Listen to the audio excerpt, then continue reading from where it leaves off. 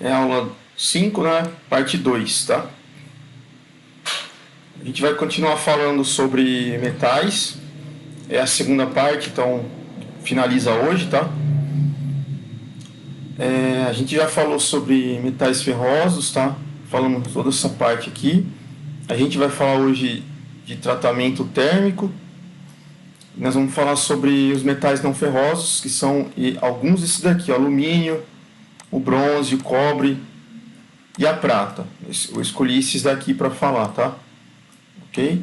Esse daqui que a gente vai falar. Dos processos para obtenção de peça de metal, a gente já falou sobre esses daqui. E hoje a gente vai falar sobre a fundição, beleza? A gente vai começar falando então sobre tratamento térmico. Para que ele serve? Se você precisa, por exemplo, alterar uma característica da resistência do metal, você pode fazer um tratamento térmico no metal. Certo? Então, essa seria a função dele.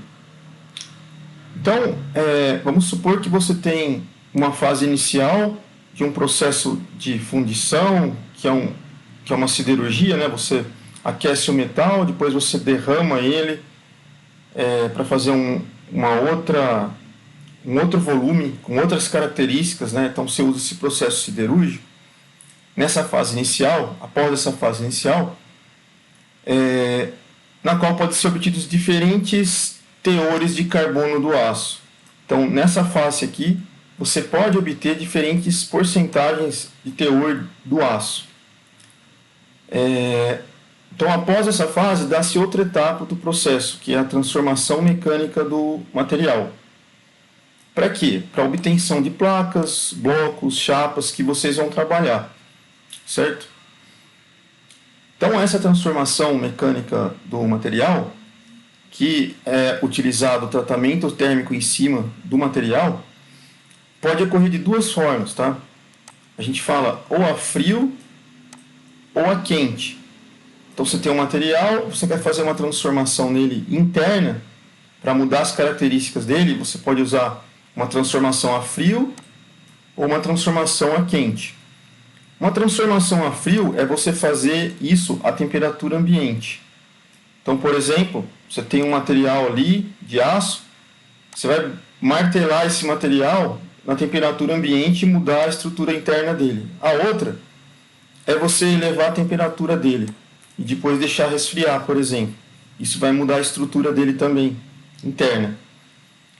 Essa mudança que acontece lá dentro, por exemplo, poderia ser um achatamento, uma compactação e uma homogeneização, né, dos grãos que tem dentro do material. Aqui, ó, é uma figurinha que aparece microscopicamente dentro de um metal. Isso aqui, o que a gente vê, ó, cada partezinha dessa, a gente chama de grão. Pode ser menor, pode ser maior, mas isso aqui são os grãos. Quando você aquece, tá, o material, depois esfria, ou você faz uma força sobre ele e muda a geometria, os grãos eles se alteram essa forma. O que a gente busca é sempre ter uma compactação como essa aqui no material, para ele ficar o mais homogêneo possível. Assim você não tem nenhuma deformação no material. Aqui, por exemplo, se eu tivesse nessa região um vácuo, por exemplo, eu teria uma deformação nele. Isso não é bom para o material. Pode gerar futuramente, o material pode quebrar, coisas desse tipo. Então você quer evitar isso. Então, ao final do processo de transformação mecânica do material, que você faz dessas duas formas aqui, a frio ou a quente, alguns tipos de aço, tá, e ferro fundido, que a gente já falou em outra aula, eles podem ser submetidos a um tratamento térmico, exatamente para alterar algumas propriedades dele, certo? E que tipos de ações que a gente utiliza nesses tratamentos térmicos? Como que é? Você vai mexer exatamente na temperatura, você vai mexer no tempo que o material é submetido àquela temperatura mais alta, e você vai submeter o material, após a temperatura alta, a um resfriamento, certo? Então você vai mexer em temperatura e resfriamento, e no tempo. 3 coisas que você mexe. Isso é tratamento térmico. E aí nós temos vários tipos de tratamento térmico. O primeiro deles aqui que eu selecionei para vocês é a normalização. Como que funciona? Primeiro, ó, essa figurinha aqui que está mostrando, ó, você aquece o aço, ou pode ser aço, ou qualquer outro material metálico, né? Você aquece ele a uma temperatura bem alta. Quanto que é essa temperatura? 720 graus Celsius. Certo? Então, você tem aqui o tempo passando e a temperatura subindo. Vai subindo até 720. Quando chegou aqui, ele deixa um pouco nessa temperatura e depois começa a resfriar. Então, ele começa a cair. Ó, a temperatura cai e resfria. Aí, terminou isso, o material ele mudou a parte interna dele. Se ele tinha alguma tensão lá dentro que poderia causar uma rachadura, coisa desse tipo, ele elimina quase que todas as tensões internas da peça que você tinha, certo? E o material ele fica mais maleável, a gente fala mais dúctil, certo? Ok? Então esse seria o primeiro tratamento térmico que você faz. Então vamos supor que você vai fazer uma arte aí, tá? Por exemplo, você vai trabalhar com aço mesmo e você quer fazer um material, você quer fazer uma arte que é uma face de uma pessoa, um busto, por exemplo, né, de uma pessoa aí. E aí você vai ter que cortar esse material, você vai ter que deixar no formato de rosto. Se o material for muito endurecido, talvez você precise amolecer esse material e tornar ele mais dúctil. Para fazer isso, você vai ter que aumentar a temperatura do aço até 720, depois deixar cair, certo? Vai deixando ela resfriar, resfriar com o tempo passando aí, na temperatura ambiente, tá? Isso é importante, ó. Você vai deixar no ar mesmo, ele resfriando, e aí a tensão interna diminui. Aí você conseguiria, depois de todo esse processo, mexer no objeto que você queria, né? Deixar ele do jeito que você quer. Ok? Então esse aqui é um tratamento térmico que você faz. O outro é o mais famoso, que é o têmpera. Esse aqui você vai aquecer a peça ao longo do tempo. Chegou lá em cima, você mantém ele até 720 graus, você mantém um período de tempo ali. Depois, de repente, você joga esse material fervendo dentro da água. Na verdade, não é apenas água, né? É uma água fria, por exemplo, ou é uma salmoura fria, por exemplo, e aí você vai mesclando isso. Pode ser óleo, tá? Alguns fluidos aí que a gente tem que usa, né? E aí, esse resfriamento rápido faz com que dentro do material ele fique mais duro, ele tenha mais resistência à tração dele. Se eu puxar de um lado e de outro material, ele vai ter mais resistência. Ele reduz a tenacidade e o alongamento do aço. Então, se o aço tinha mais tendência a alongar, agora ele não vai ter mais isso.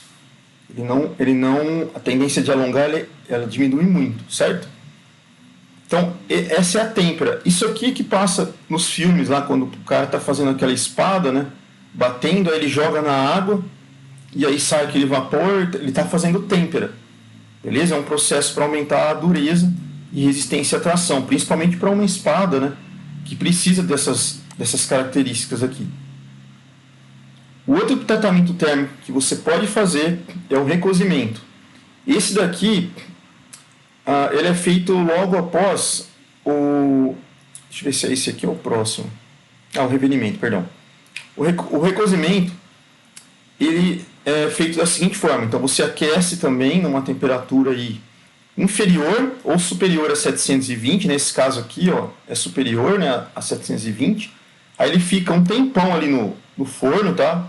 Fica em horas, por exemplo, aqui, ó, 2 horas só para aquecer e mais 3 horas só no forno ali a mais de 720 graus.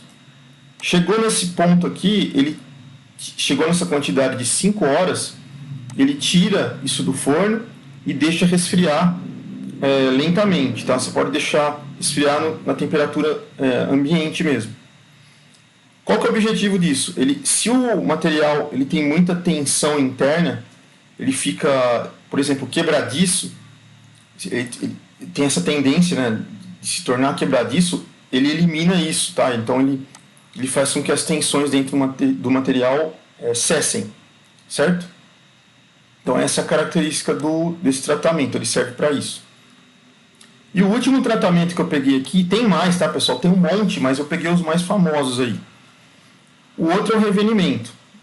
Então você aquece o aço a uma temperatura inferior a 720 graus aqui, ó. E aí por um período lento de tempo, né, você resfria lentamente o material que você acabou de aquecer, tá? Beleza?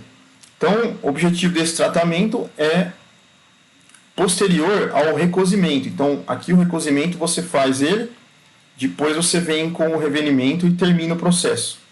Então, o que ele melhora, né? Ele melhora o comportamento elástico do material. O material, às vezes, você quer que ele fique um pouco mais elástico do que os outros, não tão duro, né? Você pode fazer um revenimento, beleza? Então, esses são 4 tratamentos térmicos que vocês podem utilizar. Esses aqui são normalização, tal, são mais caros de fazer. Você precisaria de um forno, né? A têmpera, você consegue, por exemplo, ter de uma forma aí, por martelamento, né, forjamento, você consegue fazer e resfriar depois. Os outros são mais difíceis, tá? Beleza, agora a gente sai do tratamento térmico, a gente vai para os produtos siderúrgicos. Os produtos siderúrgicos são as formas que vocês podem encontrar para compra. Então você pode encontrar no mercado aí 3 categorias, tá? Os semi-acabados, que são placas, por exemplo, blocos, como esse daqui, ó, você vai encontrar para comprar por aí, tá? Ou esses tarugos aqui, ó. Então, você encontra dessa forma ou dessa forma. Se você for aí por aí numa loja que vende aço, por exemplo, ele vai te perguntar: eu quero um tarugo, né? Você quer qual é o diâmetro, qual é o comprimento, que material que é. Esses materiais aqui, ó, você consegue usinar, por exemplo, em tornos mecânicos. E aí você deixa ele no formato que você quiser, tá? Você pode usinar ele num eixo, por exemplo, tirar material aqui, ó, fazer uma coisa bem orgânica mesmo. Você consegue fazer isso, tá? Hoje tem torno que faz. Então, são algumas coisas que você pode encontrar por aí para comprar. Outros são produtos... aqui está errado, tá? Aqui a gente já saiu de lá. Outros são produtos planos, tá? Por exemplo, chapas grossas, como essas daqui, ó. Elas são bobinas, né? No caso, a gente vem de forma de bobina, mas elas são chapas. Ou chapas mais finas. As chapas grossas, você encontra aí com uma espessura de 5 a 154 milímetros de espessura, né? E uma largura de 900 a 1580 milímetros. É só um exemplo aqui, tá? Você vai encontrar por aí. E os produtos mais longos, que são as vigas, como vigas em I, né? Cantoneiras, como essa daqui, ó, se encontra por aí, certo?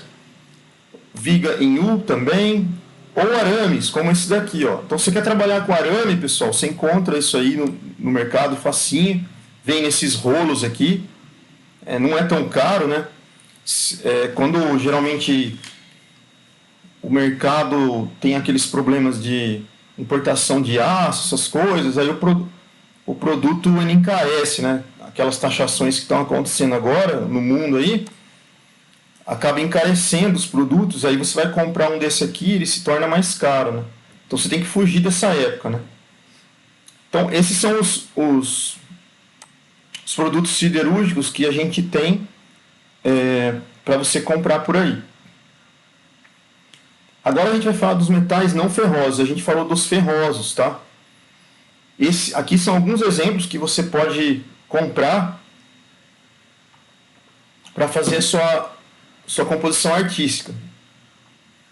Então a gente vai começar aqui com uma introdução rápida. Então os metais não ferrosos, você tem que olhar no nome. O próprio nome diz, né? Não ferroso. Então, se ele tem ferro na composição dele, é muito pouco. tá? Porque ele é não ferroso, certo? Um exemplo é o bronze, tá? Então, nesse grupo estão inseridos o alumínio, o cobre, o bronze, as ligas industriais, o ouro também, tá? A prata, todos eles aí. Eu peguei o alumínio porque ele é muito usado e você vai encontrar ele em muitos lugares, tá? Principalmente em lata de refrigerante, né? Então ele tem uma versatilidade de aplicação muito grande. Você pode usar em qualquer tipo de formato que você quiser, né? E para processar ele, criar uma latinha como essa é muito fácil, certo? De transformar também. Ele tem um alto consumo de energia até ele chegar nessa etapa aqui de venda do produto propriamente dito, né? Que é a latinha. Gasta muita energia para fabricar uma peça de alumínio, tá, pessoal? Muita. Por isso que ele é reciclado, certo? Característica dele, o ponto de fusão dele é alto, tá? A gente mostrou lá atrás que o ponto de fusão do aço é 720, mais ou menos. Esse aqui é 660 graus, muito alto. E você pode mesclar o alumínio com outros materiais, né? Manganês, silício, cobalto, zinco, certo? Tudo para proteger contra a corrosão. Você pode fazer isso. Algumas propriedades do alumínio, né? A densidade dele é 2,7 gramas por centímetro cúbico. A densidade dele é baixa. Ele tem uma boa condutibilidade elétrica, ele conduz eletricidade. Ele conduz muito bem a parte de calor. Ele é um material não magnético. Tem um ponto de fusão baixo, né? Apesar de tudo, né? Se comparado com o aço, né? E tem uma boa elasticidade. Se você... Ou seja, ele estica bem, sabe? Ele deforma bem, conforma bem, né? E ele pode ser atacado por alguma coisa que é alcalina, certo? Ele pode ser atacado na superfície e ele reage ali. Aplicações dele, uma que a gente já conhece, quando você vai ver luminárias aí na universidade, em outros lugares, ó, essa parte de dentro aqui, ó, é todo trabalhado com alumínio, porque ele tem uma boa... ele reflete bem a luz, certo? Então, ele é polido, tudo, então você pode usar em luminária. Outro lugar que a gente usa é radiador de carro, tá? Bicicleta, automóvel, aviões, muito usado em aviões, principalmente ligas aeronáuticas, tá? No setor doméstico e outras áreas, tá bom? Os processos mais comuns que estão vinculados a ele são esses, ó, fundição, extrusão, estampagem, trifilação, que é formação de fio, né? Calandragem, usinagem, todos esses daqui dá para fazer com alumínio. Dá para fazer solda com alumínio? Dá. Só que é uma solda mais específica, tá? Você não vai poder pegar uma máquina de solda aí que vai soldar, por exemplo, metalon, e aí, metalon é um tipo de aço, né? E você vai querer soldar alumínio com ele. Você vai derreter o alumínio e não vai soldar nada. Tem uma solda especial para isso. Beleza? E é uma solda mais cara. Dá para rebitar o alumínio? Muito fácil. Ele é muito fácil de trabalhar com rebitagem, tá? Colocar rebites nele. Certo? E aí, como que você encontra isso para comprar, né? Você pode encontrar em forma de tubos, tarugos, barras, cantoneiras, em todas as áreas, né? Inclusive na aviação, pessoal. O avião, a maior parte dele aí, hoje é alumínio mais compósito, tá? As duas partes, os materiais que mais usados aí na aviação. Beleza? Aí a gente tem as classes mais comuns de produtos laminados em alumínio, tá? Então são chapas bobinadas, que é essa daqui, ó. Beleza? Folhas e folha bobinada. Todas têm a sua espessura aí, específica, né? Se você vai comprar lá, a pessoa já fala a espessura para você. Então, essas seriam as características do alumínio. Se você quer trabalhar com alumínio, é bom você saber essas coisas aqui, tá bom? Agora o bronze. O bronze, ele é uma liga tá? É uma liga, então é um composto que tem cobre mais estanho. Então isso se torna uma liga. Tem em menor proporção aí dentro dele um pouco de zinco, um pouco de chumbo, fósforo, níquel e ferro, tá? Composição menor lá. A densidade dele é 8,8, tá?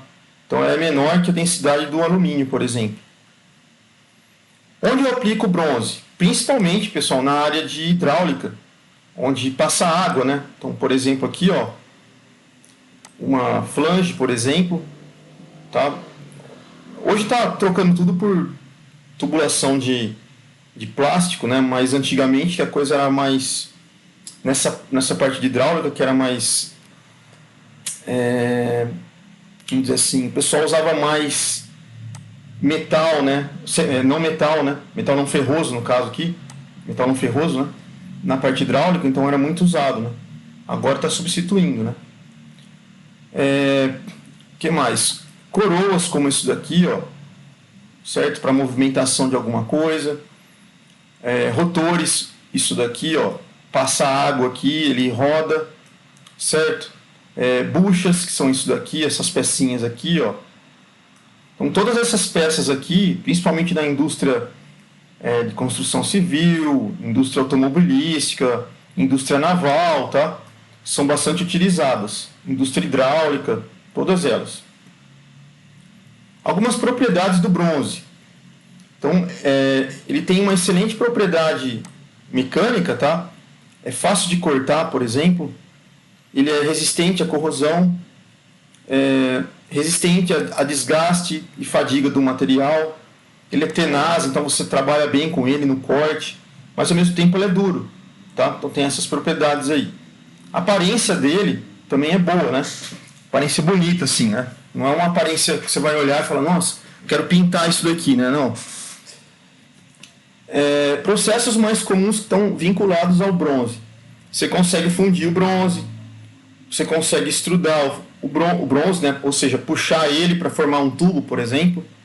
Você consegue estampar, repuxar, trefilar, dobrar, cortar, usinar, tá? Soldar também, rebitar e polimento e limpeza. Então tudo isso aqui você faz com o bronze, tá? Beleza? Então esse aqui é o bronze, pessoal. Algumas propriedades dele e onde usa. Agora a gente vem para o cobre. Então o cobre, ele além do ouro, tá? Ele é o único metal com uma cor específica que é amarelo avermelhada, como essa daqui, ó. Beleza?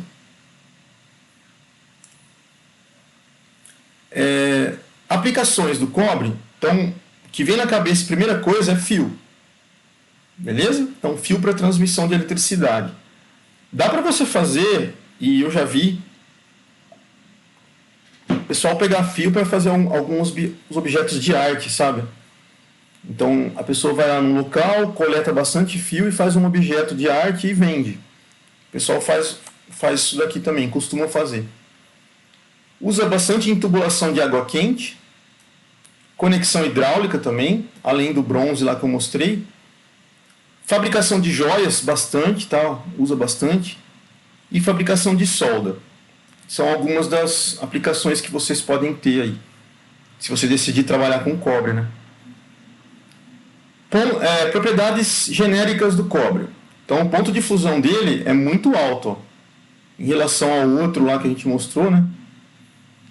Do bronze, ele é bem mais alto. Ele conduz a eletricidade de uma forma muito boa, tá? Ele conduz calor muito bem. É fácil de alongar esse material e trabalhar com ele, então ele é bem dúctil. Ele é maleável para trabalhar, tá? Flexível. Então, esse daqui talvez para vocês fosse um material que fosse mais fácil de trabalhar, né? Só que ele tem um lado negativo aqui, que ele reage com o ácido nítrico. Beleza? A superfície dele ele reage com o ácido nítrico. A densidade dele é 8,9, parecida com a do bronze, né? Onde você compra? Você compra no mercado aí na forma de chapa plana. Beleza? Cada chapa tem 3 milímetros aí, por exemplo. Aí você pode encontrar bobinada, tá? A forma de bobina enrolada, as chapas são enroladas, né? Barras redondas, como essa daqui, ó. Estou mostrando aqui. Uma barra quadrada, como essa daqui. Barras retangulares, como essa daqui, ó. Tubos, como esses. Beleza? Tubo flexível e rígido, tá? Ou você pode encontrar na forma de fio aqui, ó. Dessa forma aqui. Beleza? O cobre. Então, esse aqui seria a parte do cobre. Tá? Um material bom para vocês trabalharem, só que ele é um pouco caro, né, pessoal? Esse que é o problema. Agora é prata. A prata é um metal nobre, de cor branca, como esse aqui, e o brilho dele é muito bonito, brilho intenso, tá? E ele tem uma capacidade de reflexão da luz muito grande. E ele tem a melhor condutibilidade elétrica e térmica entre os metais existentes junto com o cobre. Beleza? Se você colocar ele em contato com o oxigênio, pessoal, ele na superfície dele vai formar uma película fininha de óxido de prata. Então ele reage com o oxigênio. E aí ele fica aquela superfície branca, aquele esbranquiçado. Tá certo? Propriedades genéricas dele, né? O ponto de fusão dele é alto, ó, 962. Ele tem uma ductilidade, ou seja, capacidade de se transformar em fio muito alta. É fácil de trabalhar com ele, ou seja, a maleabilidade dele é boa. Ele conduz eletricidade e calor também muito bem. Tem uma resistência química boa, certo? E, vamos dizer assim, a criptonita dele é o ácido clorídrico, beleza? E o ácido nítrico e sulfúrico. Os ácidos em geral aqui atacam a superfície, então não é bom você trabalhar com ácido perto dele. A densidade dele é 10,7, tá? Então é maior do que a densidade do bronze, do cobre, né? Beleza? Onde eu uso a prata? Então, ó, joalheria direto, beleza? Isso aqui é muito usado. Prótese dentária, beleza? No dente aí, muita gente você vai ver tem coisa de prata no dente. Produto hospitalar, muito usado. Produto radiológico, né? Revestimentos, espelho e refletor, porque ele tem uma característica de espelhamento muito alta. E aparelhos eletrônicos, tá bom? Então essas são as onde você pode encontrar a prata, certo? Maravilha. Então a gente viu aí alguns metais, tá bom? Não ferrosos. E agora a gente vai falar sobre a fundição. Nós vamos falar sobre duas aqui, tá? A primeira é a fundição em areia. Esse aqui dá para você fazer como trabalho de TCC, ou se quiser fazer uma pesquisa, aí dá para você fazer com isso aqui, porque é um processo longo e dá bastante conteúdo, sabe? E tem uma... assim, o resultado que te dá num trabalho aí de TCC, se você quiser fazer, ou uma pesquisinha, traz um resultado muito... vamos dizer assim, as fotos vão ser muito boas, é uma coisa muito rica, tá? Então, o que é a fundição em areia? É um processo de fabricação. Você vai fabricar um objeto, você vai utilizar um metal ou uma liga metálica, só que no estado líquido, como está aqui, ó, no estado líquido. Você vai pegar esse metal no estado líquido, vai vazar dentro de um molde. Isso aqui é um molde, ó. Ele está inserindo aqui dentro, ó. Tudo isso aqui é um molde.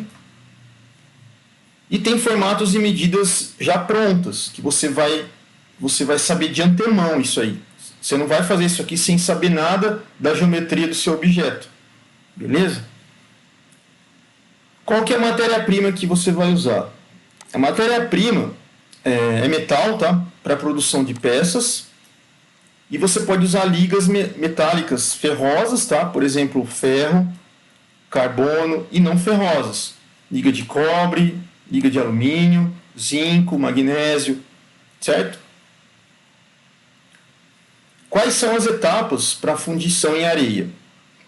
A primeira delas, você precisa confeccionar o seu modelo. Aqui nessa figura, você está vendo um modelo gigante, que é essa parte que está aqui em cima. Ó. Toda essa parte aqui, ó, Tudo isso daqui, ó, é um modelo que vai servir para criar a sua peça lá na frente. Esse modelo, ele já tem uma geometria que você sabe de antemão como ele vai ser. Beleza? Do que ele é feito? Você pode fazer ele com madeira, você pode fazer ele com alumínio, com aço, pode ser resina plástica, às vezes até isopor dá certo, tá? Mas normalmente o pessoal faz de madeira aqui ou resina plástica, tá bom? Então esse é o seu modelo, você precisa ter o modelo pronto se você vai fazer esse processo. Então você vai desenhar esse modelo em algum software, beleza? Daí desse software você pode fazer o corte, se for em madeira, né? Deixar ele todo pronto em madeira, aí você vai começar a fundição. Então tem uma etapa antes, né, de você começar a fazer a fundição. Segundo, você vai ter que confeccionar o molde, certo? Para confeccionar esse molde, você vai precisar de algumas coisas, tá? Por exemplo, um material refratário, que é geralmente composto de areia, tá? Areia mais um aglomerante. O aglomerante é para juntar a areia facilmente, tá? Então aqui, ó, nessa imagem, toda essa parte aqui, ó, essa parte externa,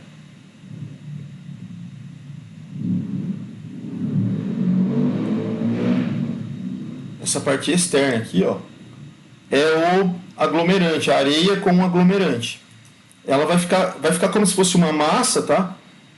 E ela vai ficar compactada, certo? Então a pessoa aqui, ela colocou o modelo aqui, depois encheu isso aqui de areia. Agora ele vai tirar o modelo e vai ficar um vácuo aqui dentro, com o formato do modelo, beleza? Esse molde que a gente vai criar aí,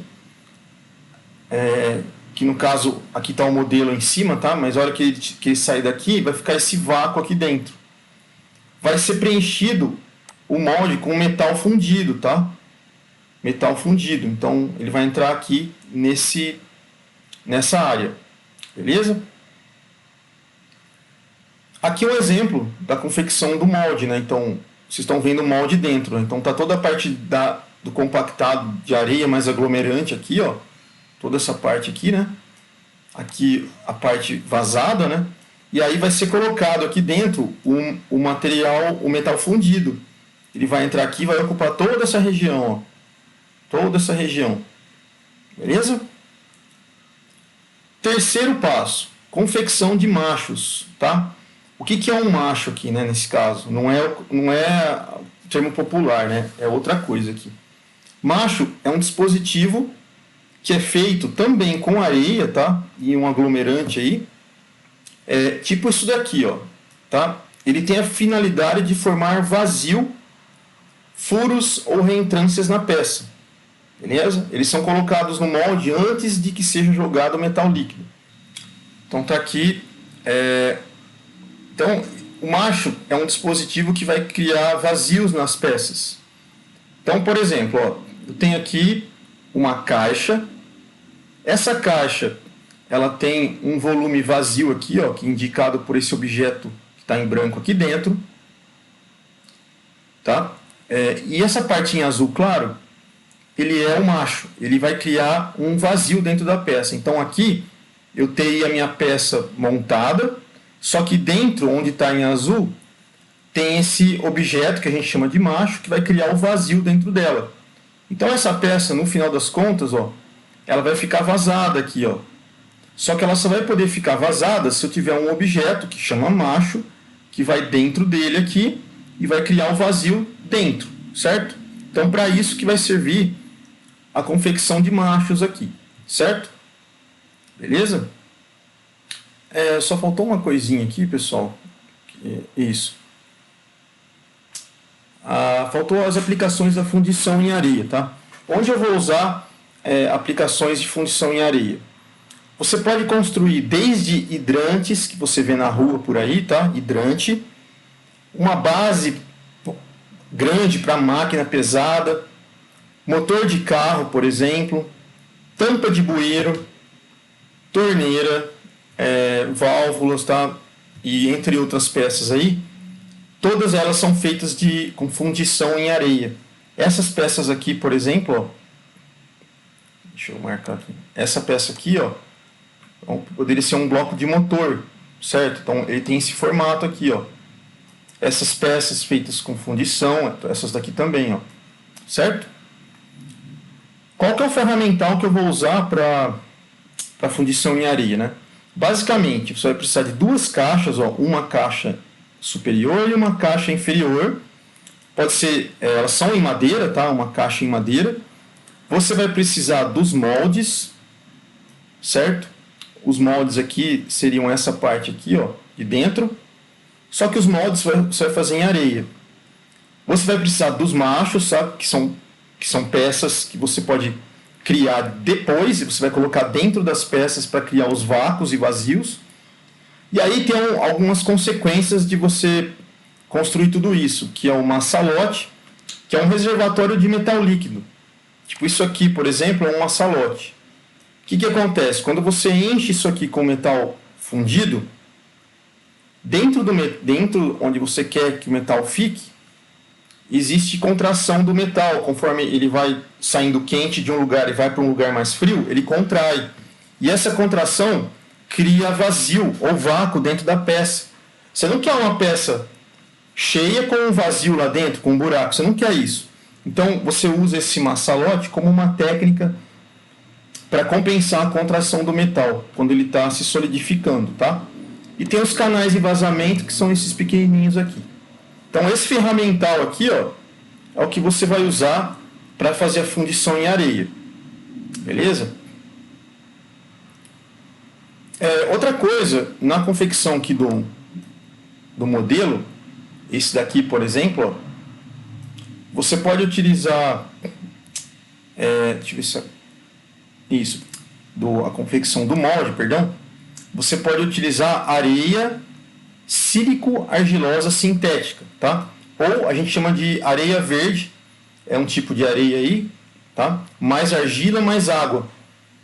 Tudo isso forma aqui o seu molde, que a gente já mostrou, tá bom? É o material que é feito.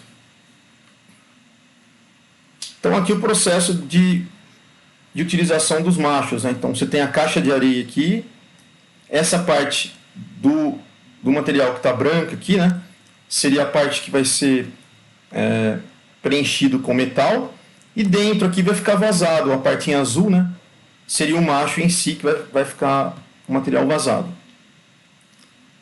Bom, tendo a caixa aqui, ó, você já tem a sua caixa pronta, de madeira aqui, ó, tem o molde pronto, certo? O que você vai fazer? Você vai inserir o metal fundido lá dentro. Então você despeja o material fundido lá dentro. Despejou o material fundido lá dentro, ó, você está fazendo o vazamento, que é o enchimento do molde com metal líquido, certo? Encheu, ó, você está vendo aqui que ele está cheio, pessoal, ó. Aqui ele está cheio, aqui ele está cheio. Então lá dentro ele já formou a peça propriamente dita, tá? Então você despeja o material fundido aqui dentro, a caixa superior de areia, a caixa inferior de areia, a parte de baixo do modelo, a parte de cima do modelo, né? E aqui o macho no centro. Aí ele preencheu por aqui, ó, o canal vai enchendo isso aqui com metal fundido, ele enche totalmente o vazio ali dentro, que está na caixa de areia, e vai formar essa pecinha bonitinha aqui que vocês estão vendo. Feito isso, vai ter a desmontagem. Você fechou esse material numa caixa de areia. Você reabre essa caixa de areia, tira o material que se solidificou, né? E aí quebra. Você vai ter que quebrar o que está envolvendo esse molde,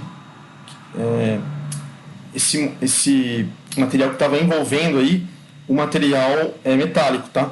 Então ele fica quebradiço, ó. Então você tira isso aqui, quebra, e a peça está ali dentro, ó, pequenininha, metal, tá bom? Então após um período de tempo, a peça vai se solidificar e você vai tirar a peça dali de dentro. Isso aqui é manual, tá, pessoal? Você quebra isso aqui manualmente, tira a peça. E aí uma pergunta, né? Eu posso usar essa peça direto? Não, você vai precisar trabalhar nela. Trabalhar como? Por exemplo, aqui ó, é uma peça que foi formada depois que solidificou, tá bom? Então você vai usar essa parte da peça aqui, ó, essa parte plana. Essa parte aqui ó, é o canal por onde entrou o material metálico. Provavelmente isso daqui ó, tá, são alguns que a gente chama de maçalote ou... Deixa eu mostrar aqui ó, na frente.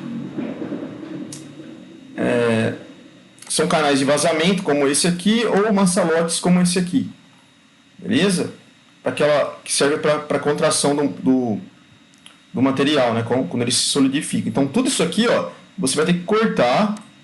Beleza? Ó. É que aqui eu não sei dizer ao certo se essas pecinhas pertencem ao objeto, mas alguns não pertencem, tá? Então se não pertencer, você vai ter que cortar isso daqui e dar uma melhorada na superfície, tá? Uma usinada nela, para que você possa utilizar isso depois, tá bom?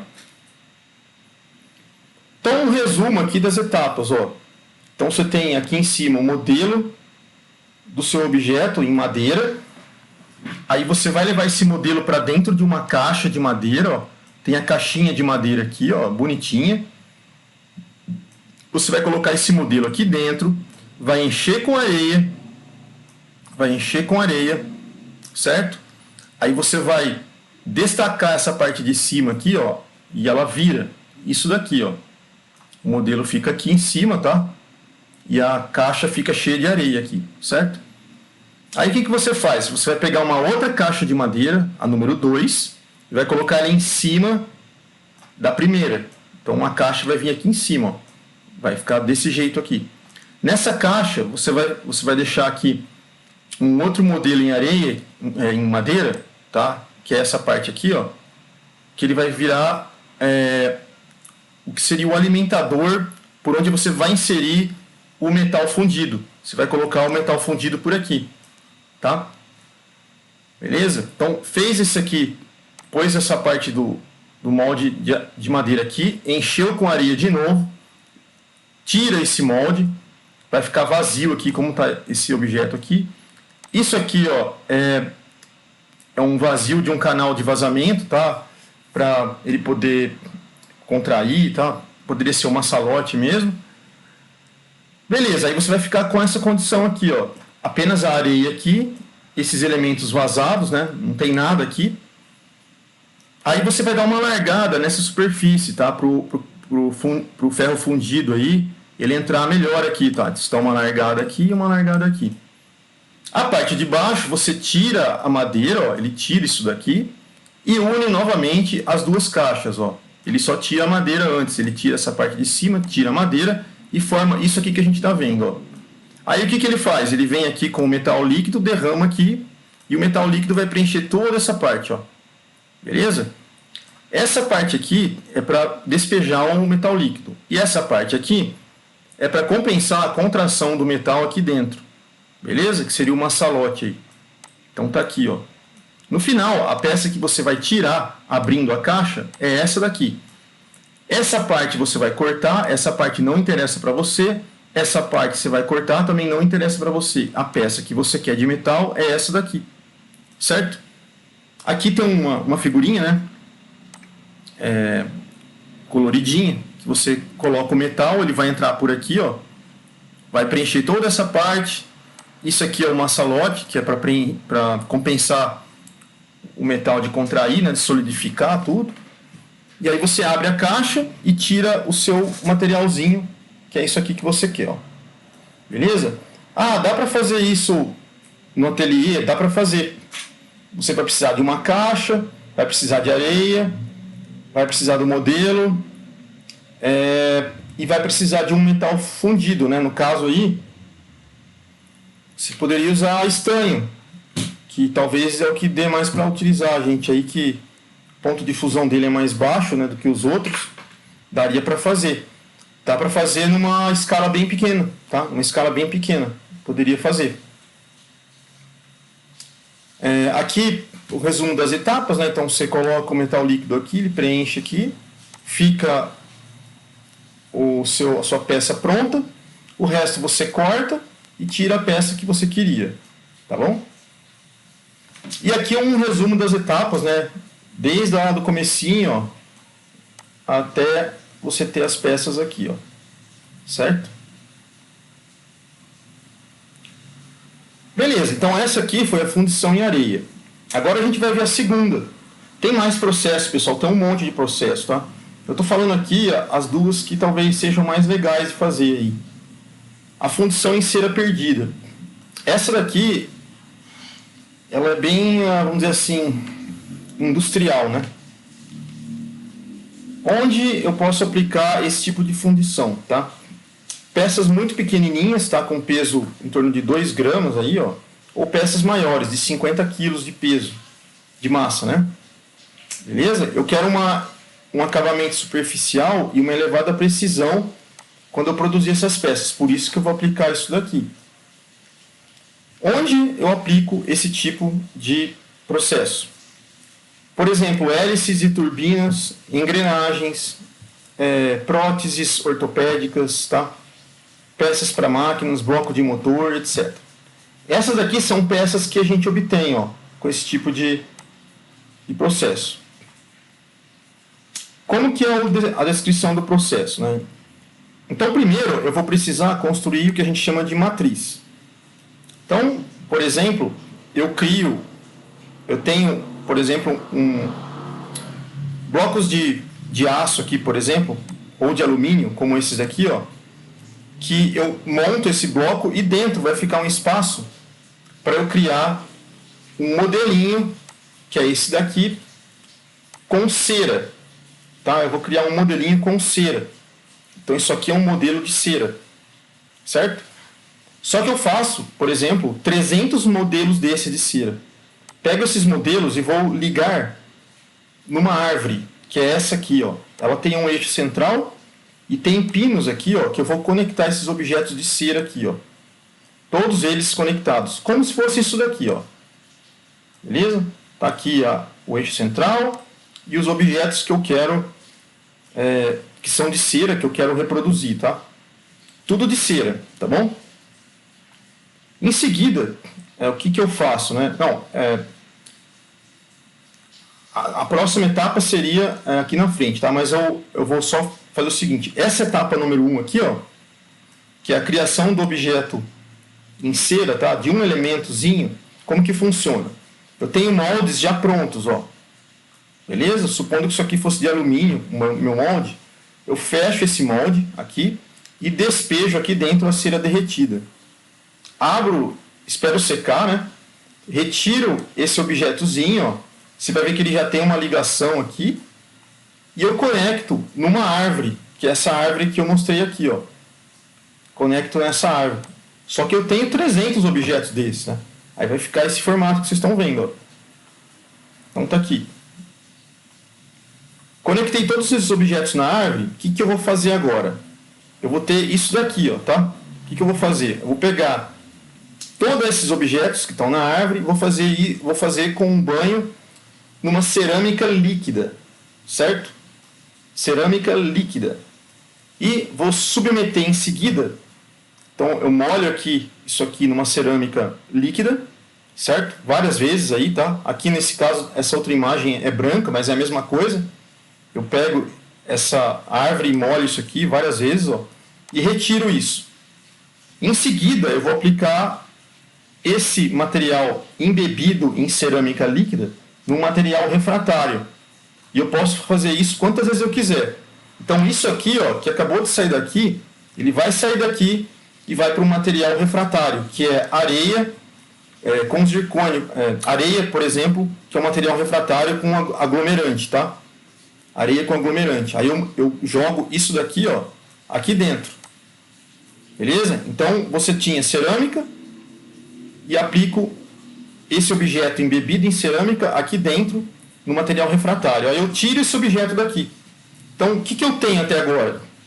Eu tenho a cera dentro, eu tenho a camada de cera, depois eu tenho a camada de cerâmica em volta da cera, e em volta da cerâmica eu tenho material refratário. Eu tenho 3 camadas aqui. Tenho 3 camadas de material. Aqui a etapa que a gente está mostrando aqui, né, do material da cerâmica líquida aqui, por exemplo. Beleza? Depois, o que eu faço? Aquele material todo, com 3 camadas, eu trago para o forno. Certo? Deixo aquela parte de cerâmica secar, né? Beleza? Aí eu trago para o forno. No forno, eu tenho 2 possibilidades aqui, né?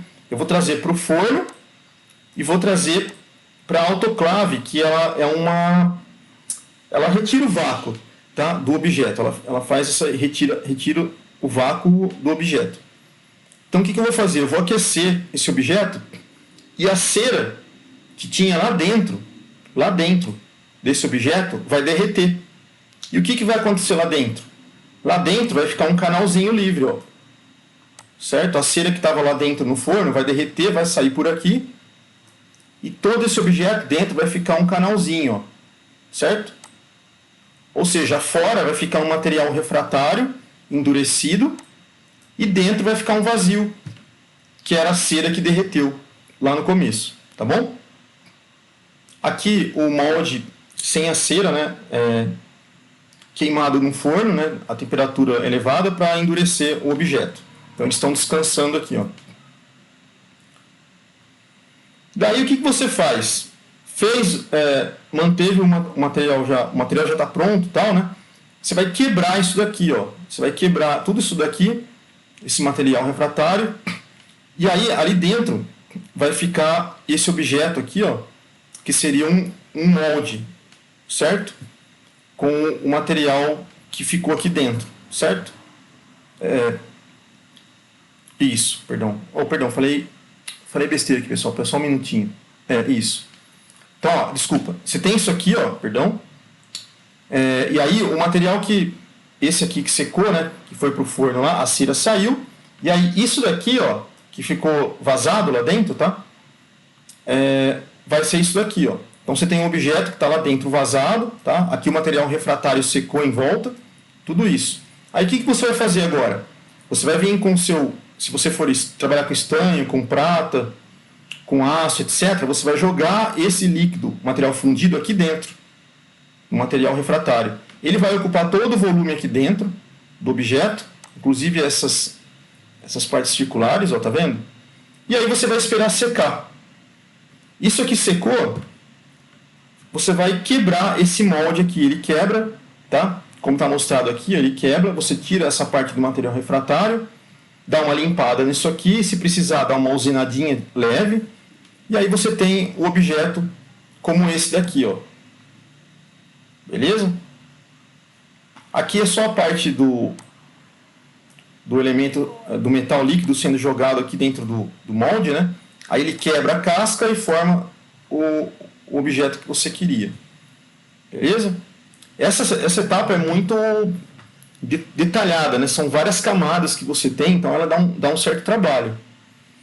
Aqui o resumo do que seria, né? Então você tem primeiro o material em forma de cera, aí você joga ele no material, na cerâmica, molha isso, retira, espera ela secar, tá? Na cerâmica, o material refratário, tira isso, leva para o forno, deixa ele oco por dentro, aí você vem com o metal, joga o metal aqui dentro, quebra a casca, e aí você tem o material metálico que você queria.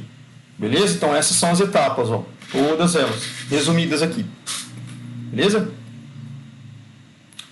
Beleza, então aqui a gente viu, então, resumindo, tratamento térmico, a gente viu alguns tipos de metais e 2 processos de criação de objetos aí metálicos, tá bom? E agora a gente vai falar de alguns artistas rapidamente que utilizam esses tipos que utilizam metais em geral, tá? Processo de fabricação de objetos artísticos na forma de metal. A gente vai mostrar algum que utiliza fundição, que utilizou fundição, tá? E outros que utilizou solda, tá? Por exemplo.